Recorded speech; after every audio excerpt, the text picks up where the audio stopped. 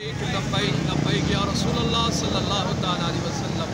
ताजदार नबुव्वत जिंदाबाद जिंदाबाद, कुरान पाक जिंदाबाद जिंदाबाद, कुफार मुर्दाबाद, स्वीडन मुर्दाबाद, और जितने भी ममालिक जो कुरान पाक की बेहुरमती करते हैं, नबी पाक सल्लल्लाहु तआला अलैहि वसल्लम की शान में गुस्ताखी करते हैं, इस्लाम की बेहुरमती करते हैं, वो सब मुर्दाबाद। इस्लाम जिंदाबाद जिंदाबाद।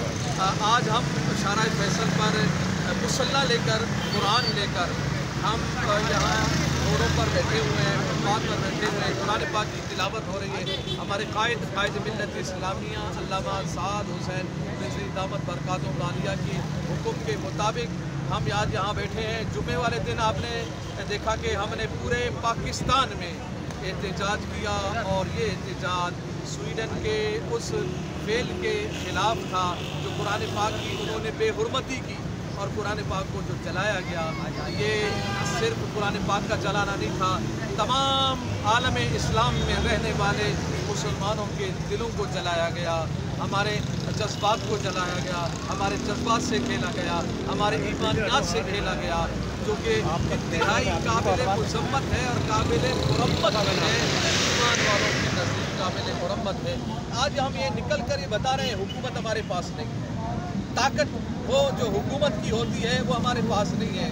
यानी हमारे पास हुकूमत होती तो फिर हमारे अमाल, हमारे फ़ेल, हमारा कौल वही होता जो सलाहुद्दीन अयूबी का था, जो नूरुद्दीन ज़ंगी का था, जो मोहम्मद बिन कासिम का था, और जो मुमताज़ कादरी का अमल था, वो अमल फिर दुनिया देखा। और इसी में इज़्ज़त है इस्लाम की, इसी में इज़्ज़त है मुसलमानों की, कि मुसलमान इस्लाम वाले अपने दीन के लिए, इस्लाम के लिए, कुरान के लिए खड़े हो जाएं, वरना ये कल फिर बेहुरमती करेंगे, ये फिर बेहुरमती करेंगे, क्योंकि इनको कोई जवाब ही नहीं मिला।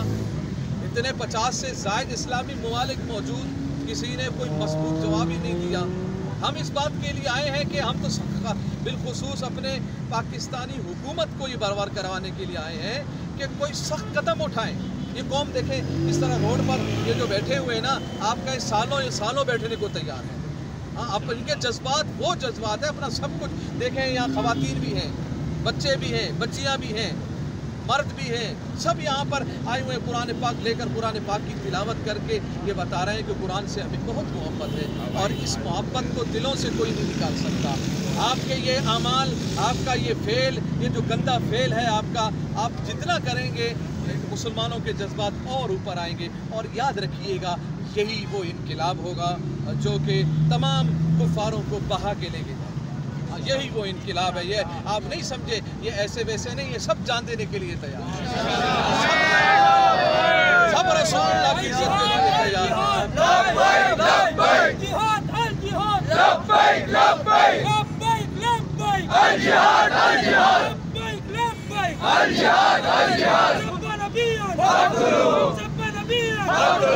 देखिए बात ये है, गुस्ताख नबी की एक सदा, सरतन से जुदा, सरतन से जुदा, गुस्ताख खुदा की एक सदा, सरतन से जुदा, सरतन से जुदा, कुरान की एक सदा, सरतन से जुदा, सरतन से। देखिए बात ये है कि ऐसे लोगों को जब सज़ा नहीं दी जाती, हमारे मुल्क में सज़ा देना यार, ठीक है। आप हमारे मुल्क में अभी बल्दिया टाउन, मेरा हल्का जहाँ से मैं मुंतखब हूँ, मेरा हल्का बल्दिया टाउन, वहाँ एक खातून ने कुरान पाक की बेहुरमती की, उनको इंतज़ामिया के हवाले कर दिया गया, FIR कट गई, अदालत में मामला पहुँच गया। अब अदालत का काम है ना, दुनिया जहान ने को देखा, उन्होंने कुरान पाक बाहर निकाल कर कुरान पाक की बेहुरमती की। मैं अब वहीं से आ रहा हूँ, वहाँ भी हमने कुरान पाक पढ़ने का इत्तेमाम किया, अब मैं वहाँ से आ रहा हूँ, कुरान पाक वहाँ हमने पढ़ा।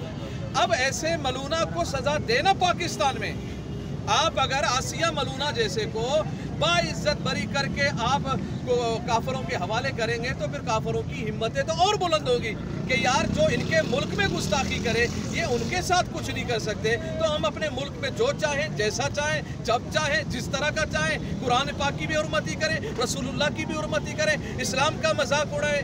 इन्होंने इस्लाम को मजाक बनाया है, ये मुसलमानों की बेगरती ने बनाया है, मुसलमानों की काहिली ने बनाया हुआ है, मुसलमानों के मफाद परस्ती ने बनाया हुआ है, ये डॉलर ने बनाया हुआ है, डॉलर के अंदर बिक चुके हैं। हम सोचते हैं कि अगर हम इनके खिलाफ कोई सख्त कदम उठाएंगे तो फिर हम भूख से मर जाएंगे। अभी भी हम भूखे हैं, ابھی بھی معیشت تباہ ہے. معیشت کی کیا حالت ہے؟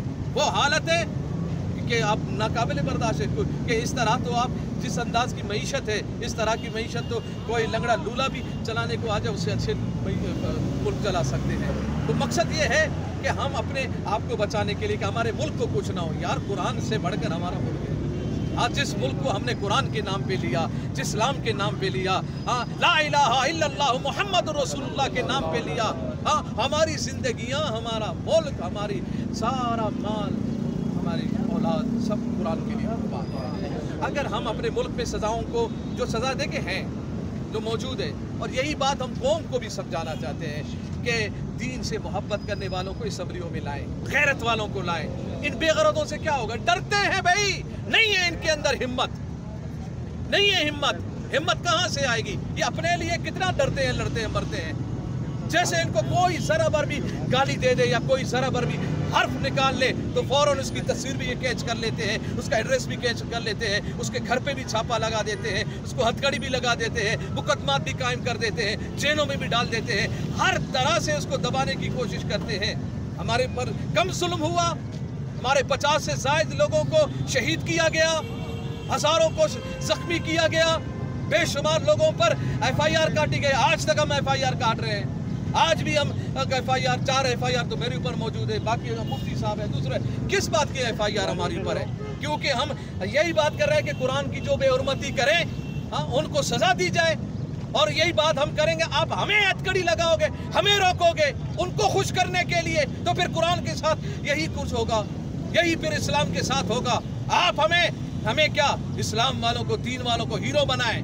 آپ نے ممتاز قادری کو دنیا میں ہیرو بنا کے دکھانا تھا, ان کو ریا کر کے بتانا تھا کہ یہ ممتاز قادری ہے.